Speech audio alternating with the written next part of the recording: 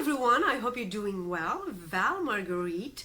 I just finished a while ago my webinar about how to be an excellent online instructor, and the turnout was incredible. I think we had about 500 people attending the event. That is just incredible. And so I thought I would come in and share with you a few secrets. I am going to share with you 6 core methods, a framework of 6 core methods that will take your teaching to the next level. It's transformational, and that's precisely what we need. We need transformational experiences for our students and for ourselves. So the first one is creating and sharing a vision for your course. Think about it. When you invite your students to participate in creating this vision, they will be accountable, they will be responsible, and they will be motivated to do the work.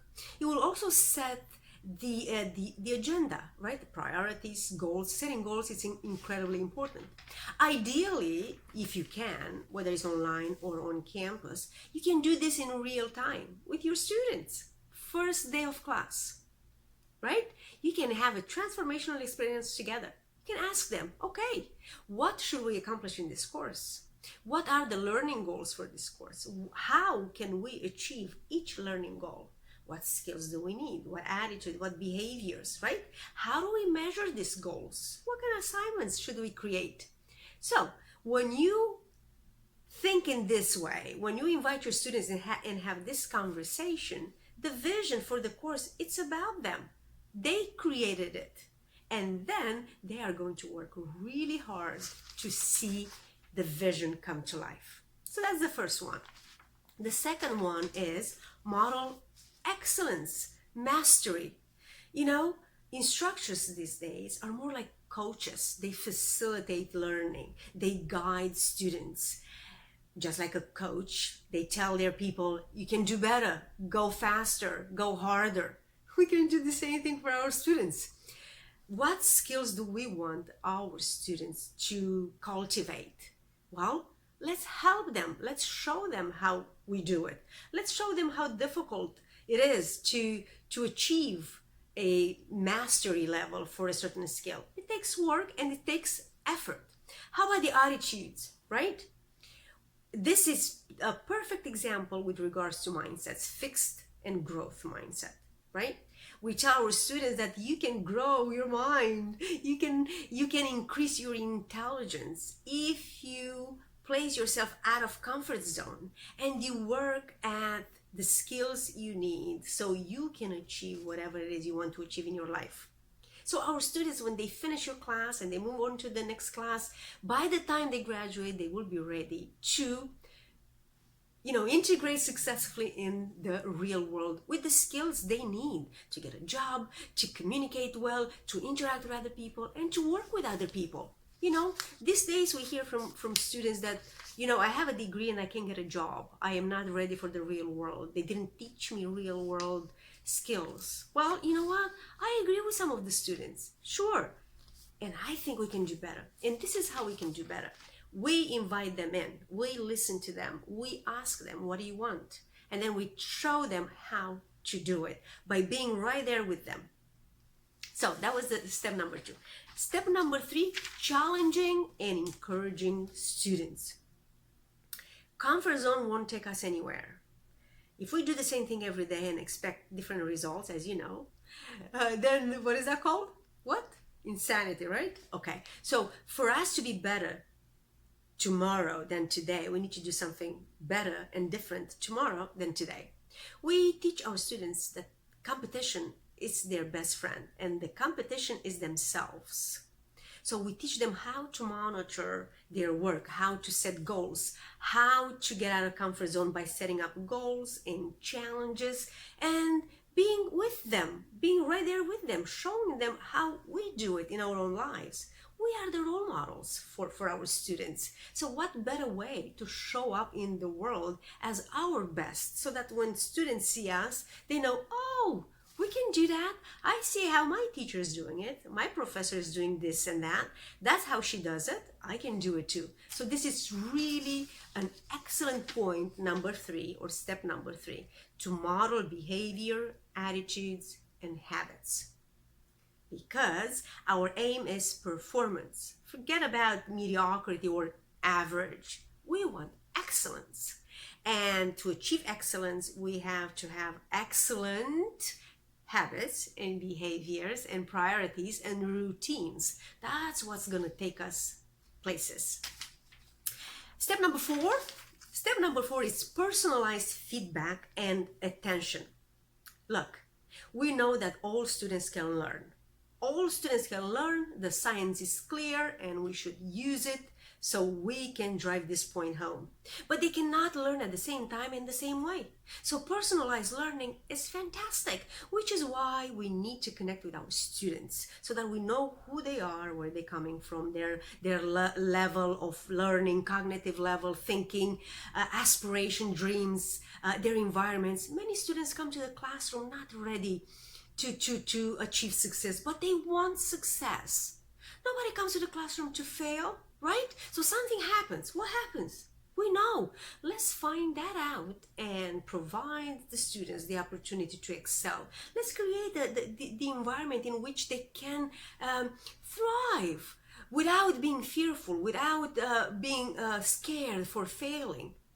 Let's tell them no one in this class fails, because failure is part of success. And that means if you fail, you learn. So go ahead and fail, because if you fail, you learn. You know, the other example that I have with the personalized feedback and attention, Amazon, Google, Facebook, all personalized services, right? You go on Amazon once and then they follow you everywhere. Next thing you know, you have 10 extra pairs of shoes that probably you don't need. I know, yeah, I know. So why not education? Why is education not personalized? It seems like education is like fast food system, right? Fast, standardized, and not useful. We need to do better.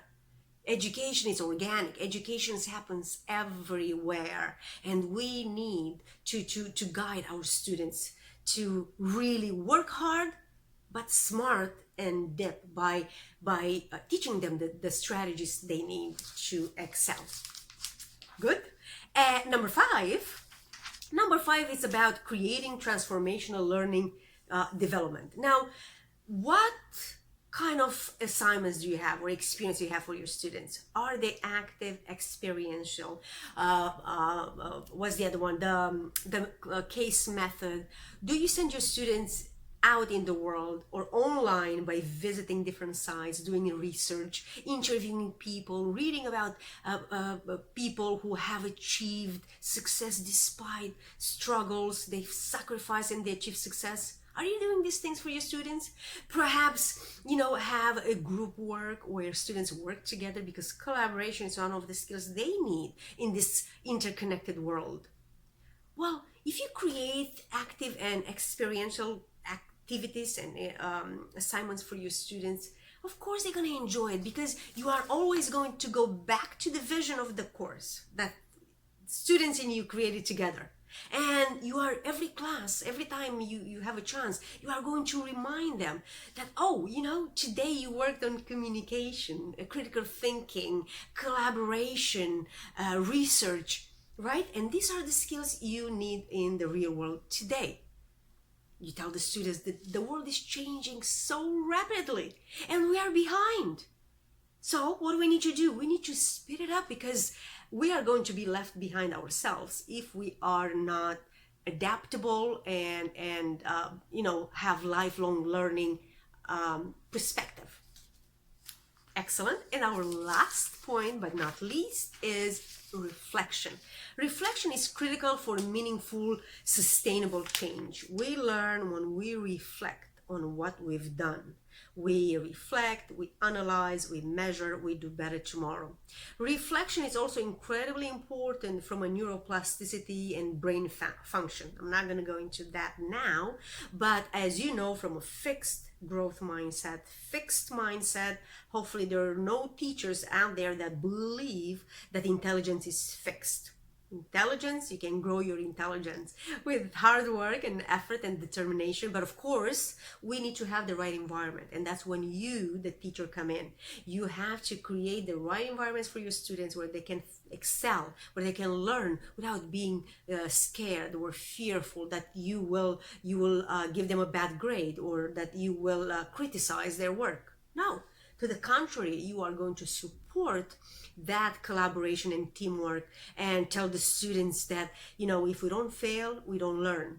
And even better, you bring in the people who have failed a million times before they achieved success. Because people need to see, students need to see it, need to hear it, need to watch it. They need to use all of their senses to really understand, wait a minute.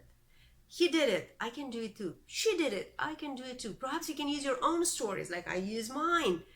And that's when we are going to have the impact we know we can. We are educators. Every job in the world depends on our ability to do an excellent job. If I think we can do it, we can absolutely do it. So that is my framework, 6 core methods for you to use to take your online and face-to-face teaching to the next level and have your students never forget you. Thank you, everyone. Have a great day, and I'll see you soon. Bye-bye.